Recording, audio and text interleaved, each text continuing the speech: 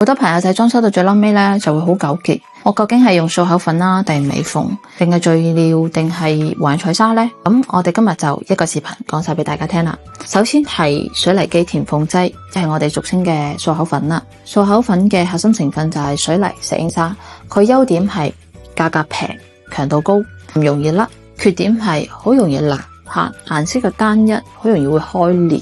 佢適用於喺陽台、客餐廳呢啲咁嘅乾燥區域。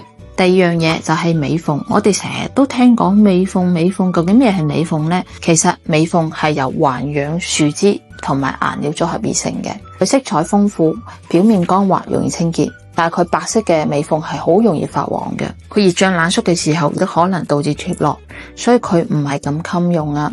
經常用於廚房、衛生間呢啲咁嘅區域。第三係環氧彩砂，環氧彩砂係環氧樹脂加彩砂組成嘅，質感高級。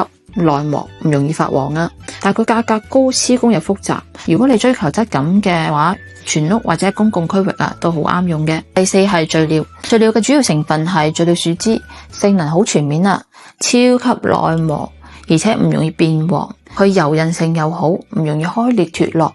但係佢最大嘅缺點就係價格貴，施工嘅專業性要求極高，好似一啲戶外啊、泳池啊，用地暖嘅啲極端或者高要求嘅環境就好啱使用啦。咁我總結翻啦，如果我哋追求性價比高嘅話，就揀漱口粉啦。咁如果我哋追求顏值同埋實用呢，揀美縫就 OK 啦。因為而家呢個美縫都係最主流嘅選擇啊。咁如果我哋追求高質感同埋耐磨嘅話呢，揀環氧彩砂 OK 啦。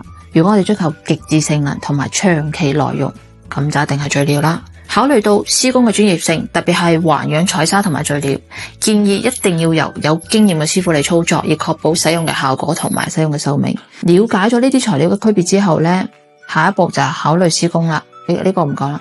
為咗方便大家進行對比啦，我哋亦都整理咗一份各種唔同嘅填縫材料嘅優缺點對比表嘅。如果大家有需要，可以留言俾我，我會私信發俾大家。關注我，我係曉峰，帶你裝修好你屋企。